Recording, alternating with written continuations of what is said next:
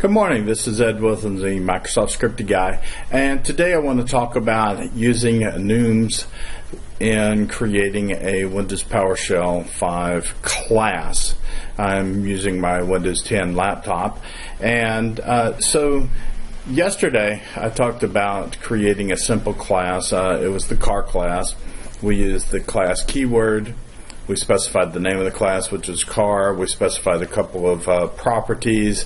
We even created a static property. Today, I want to create a couple of enumerations that I can use to control the make of the car as well as the color of the car. So to do that, first of all, I need to define my enumeration.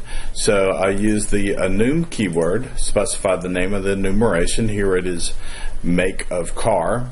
Open and close my curly brackets, and then I just simply specify, Chevy's equal to 1, Ford's 2, Old's 3, Toyota 4, BMW is 5. Notice that I do not have to put quotation marks around the string value, if you will, or the name here, enumeration Ford, Old's, Toyota, or BMW, and I specify a numeric value for each of these.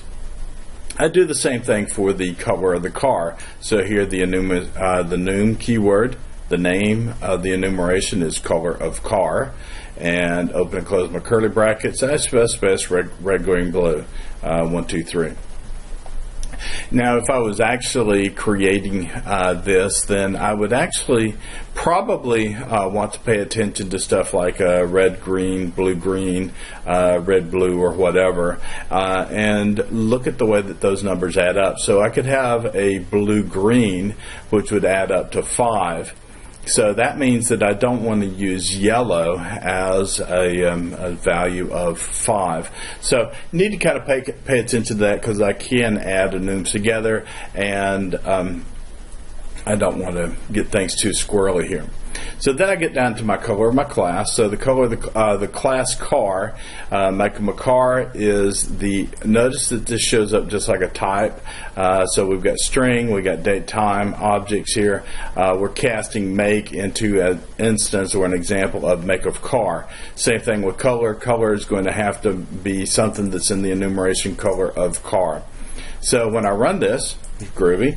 So now I'm going to create an instance of it. So $A is equal to new object,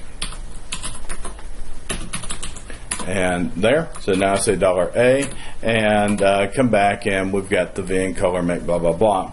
So now what I want to do is I'm going to create add $A dot the make of the car. And I can say this is equal to a 1 if I want to, and then when I say $A, then it comes back. Notice that my make of car is Chevy. This is because the number 1 is in fact Chevy. And this is actually a pretty convenient way to do things here. So I can say $A dot color, and that's equal to 2, and now I say $A, and we can see that the color is blue. I could also come back over here and say like $A dot make is equal to, and if I say something that I don't have, such as Toyota,